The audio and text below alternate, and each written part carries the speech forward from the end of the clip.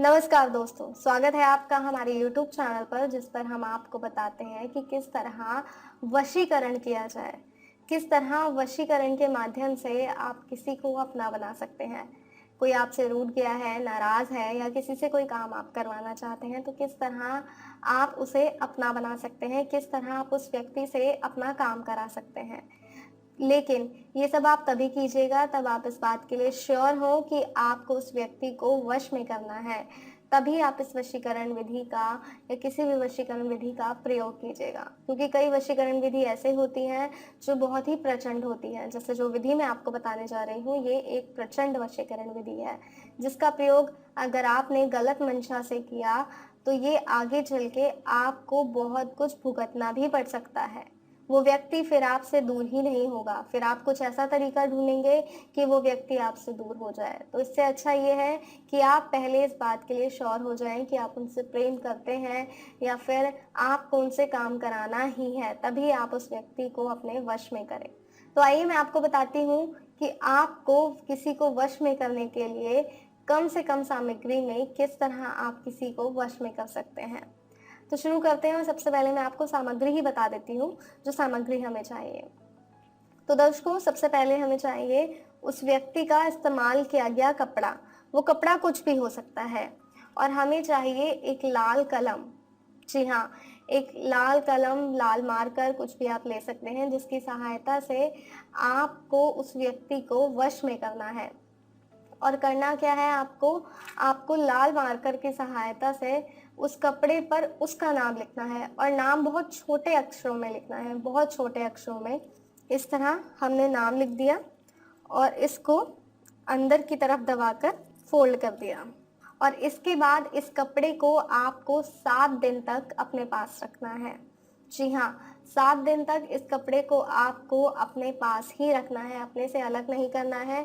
चाहे आप इसे अपने तकिए के नीचे रखिए या कहीं भी रखिए जहाँ आपको सहूलियत हो। लेकिन ये कपड़ा किसी के हाथ नहीं लगना चाहिए, इस बात का भी खास तौर पर ध्यान रखिएगा। और जिस वक़्त आप इस पर नाम लिख रहे हो, उस वक़्त उस व्यक्ति का ध्यान कीजिए जिसे आप वश में करना चाहते हैं। जी हाँ, और उसके बाद 7 दिन बाद इस कपड़े को बाहर कहीं ले जाकर आपको जला देना है। इसकी राख को आपको अपने पैरों से कुचलना है, अपने पैरों से मसल देना है। जैसे ही आप इसकी राख को, इस कपड़े की राख को, जले हुए कपड़े की राख को आप अपने पैरों से मसलेंगे, वो व्यक्ति पूरी तरह आपके वश में हो जाएगा। जी हाँ, ये एक सरल और सटीक तरीका है किसी व्यक्ति को पूरी तरह अपने वश में करने का। और ये कैसे हो सकता है ये मैंने आपको बताया, लेकिन इस विधि का प्रयोग बहुत ही संभल कर कीजिएगा कि ये करते वक़्त कोई आपको ना देखे। ना उस वक़्त जब आप कपड़े पर व्यक्ति का नाम लिख रहे हों, ना उस वक़्त जब आप इस कपड़े को जला रहे हों। जी हाँ, दोनों ही चीज़ों में आपको ध्यान रखना है कि आपके आस-पास कोई ना हो। अपने घर से बाहर जाकर आपको इस कपड़े को जलाना है और इसकी राख को अपने पैरों से मसल देना है। जैसे ही आप इसकी राख पैरों से मसलेंगे, वहाँ वो व्यक्ति आपकी ओर खिंचा चला आएगा। वो सिर्फ़ और सिर्फ़ आपका हो जाएगा, चाहेगा आपके साथ समय व्यतीत करना, आपकी बातें सुनेगा। फिर आप उससे कोई काम करवाना चाहते हैं, आप चाहते हैं कि आपके लिए वो कोई कार्य करे, जो आप कार्य उसे बोलेंगे वो कार्य वो ही करेगा। ऐसा ही होगा, लेकिन ये तभी होगा जब इसे आप सही तरीके से करेंगे और सही तरीके से इस विधि को अपनाएँगे। तो कोई और समस्या है, कोई जानकारी है जो आप चाहते हैं तो स्क्रीन पे जो नंबर दिखाया जा रहा है उस नंबर पे कॉल करें, जानकारी लें। कोई ऐसी समस्या जिसका समाधान नहीं हो रहा है या कोई वशीकरण जिसे कर आप थक गए हैं, लेकिन आपका वशीकरण सार्थक नहीं होता। तो ऐसा क्यों होता है?